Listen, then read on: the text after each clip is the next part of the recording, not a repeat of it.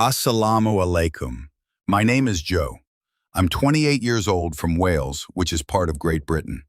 I'm currently in Istanbul, right outside the Suleymaniye Mosque. I was raised Roman Catholic, but my family wasn't too religious. They had me baptized just to keep my grandparents happy, but I don't think I've ever known my grandparents to go to church or pray. We didn't practice much as I was growing up, even though I went to a Roman Catholic school my whole life. Growing up, I experienced many things the Muslim community would consider haram. Drinking, smoking, partying, going to clubs and bars, I did all of it. I also pursued extreme sports and worked very difficult, sometimes extreme jobs, all to try and find something to fill this void that I had. I didn't know what I was missing. Now I do. I grew up in a culture where people like to drink a lot of beer, and their religion is football, soccer. Their whole lives revolve around watching it and drinking. I didn't like this, so I chose to walk away from that life. When I was 17, as soon as I was legally allowed, I left Wales the day after my last high school exam. I flew out of the country and have been gone most of the time since. When I left Wales, I went to the States to work at a camp for people with disabilities. I was looking after people who had all sorts of illnesses and injuries. That was a very good introduction to the real problems people face in the world. I was taking care of them, performing medical procedures, and helping them with very intimate aspects of their daily lives. Eventually, I discovered snowmobiling, like riding a motorbike but on snow. I pursued that as a career, a passion, and a hobby for the next 10 years. I first discovered it in Finland, then moved to Canada where it was more free and less restricted. I could progress in the sport as I wished, to the maximum of my ability.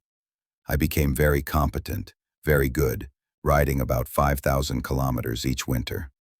Every day I was riding as hard as I possibly could. But there was a second reason for this.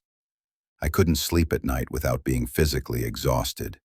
I had to be completely worn out to sleep. I would leave before the sun came up and come back as the sun was going down, literally collapsing into my bed night after night. Eventually, it took its toll on. At first, it started with me wanting to grow as an individual, to learn something extreme and become competent at it. But once I became competent, there was nothing. I had achieved the goal. Now what? I didn't have a plan for what was next, so I was riding around on the mountain, and my mind was getting worse. I was in a terrible mental state. I couldn't escape the thoughts anymore. I couldn't even get tired enough to escape them. From the outside, you could say my life looked pretty good. I was a guide, doing what I loved for work and making good money. I was on a different mountain every day, with an expensive machine and a truck. But from the inside, it was very, very different. I was lost, riding around with no clue what I was doing. My mind was consumed by thoughts like, I'm not going to get tired enough today. I'm not going to sleep enough today. I couldn't even focus on riding.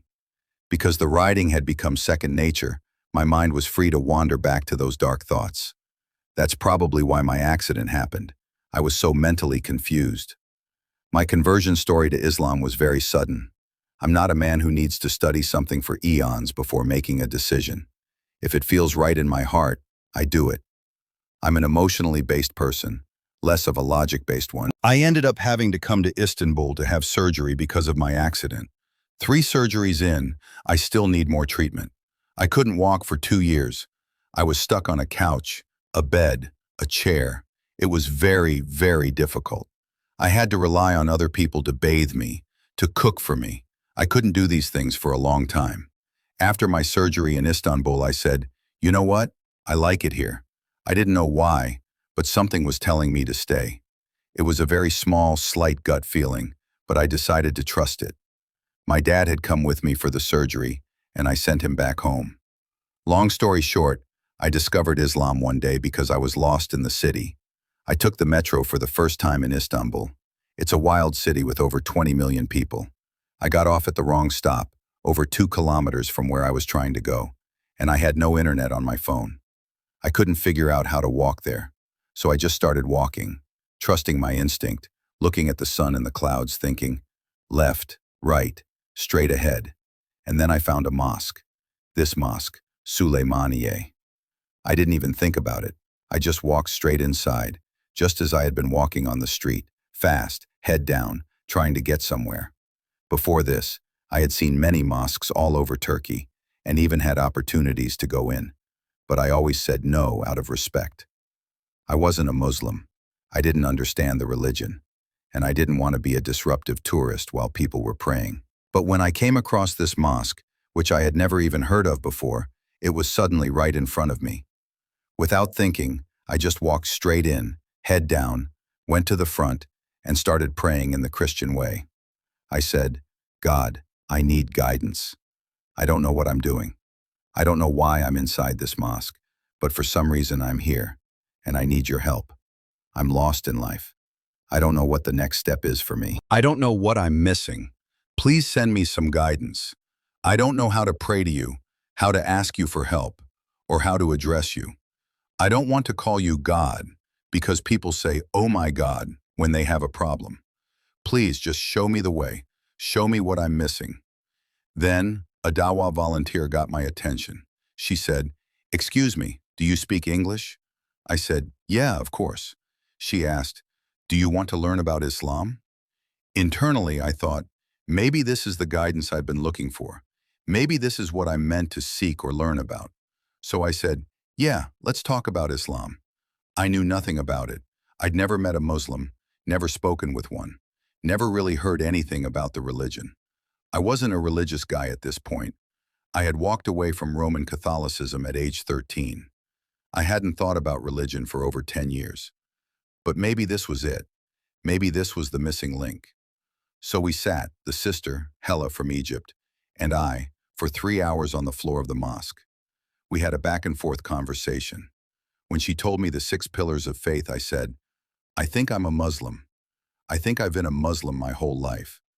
I felt like I had always been on the outside because I was a Muslim who had never been around other Muslims to connect with. I asked her, "How do I actually become a Muslim?" She said I had to take the Shahada.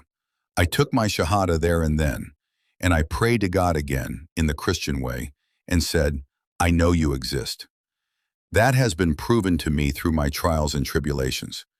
If I'm making a mistake now by going to Islam, then tell me. I didn't believe in coincidence.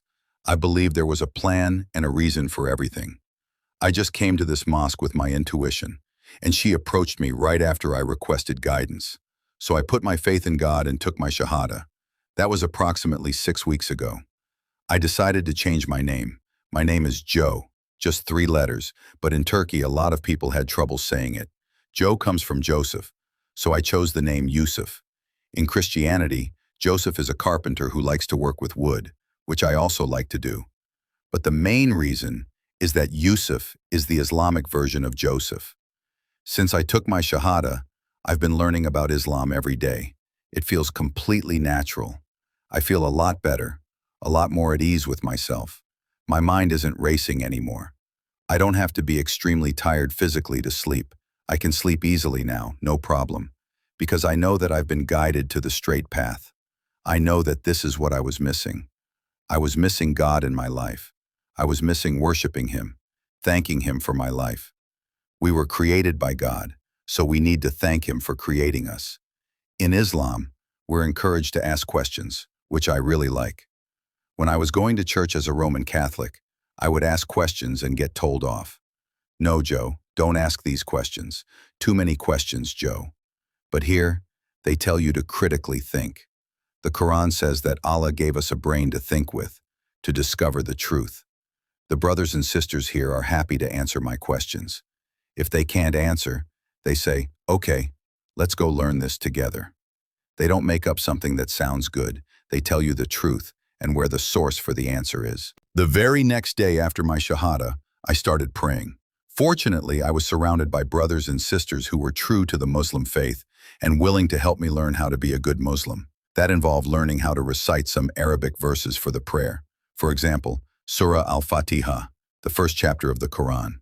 It took me about 3 weeks to learn. Since then, every hour of my life has been devoted to learning about Islam, understanding the basics, and realizing how to put these things into practice. I've prayed 5 times a day, every day since my Shahada. Every time you pray, you focus on the one who created you and give thanks. We say, "Thank you very much for creating me." Thank you for all the miracles it took for me to be here right now. Once you finish praying, you feel like a weight has been lifted off your shoulders. You're at peace again. You can go into the next part of your day balanced, with no anger, confusion, or distractions in your mind. You're back at ground zero, at the base level, how you were created. That's how I feel after I pray. The West will pollute the minds of your children if you do not come together and strengthen the faith in your communities. You can see this happening in every Islamic country. The West is pushing things like celebrity, fame, and fortune, telling your children they should achieve these things and worship celebrities like they worship Allah. We cannot give in to this. Every Islamic nation needs to come together and say, this is what we agree on, this is what we will stand for, and this is what we will not stand for. We will be strong. We will not let them pollute the minds of our young. We will keep reminding them that Allah is number one. He is absolutely, undeniably number one.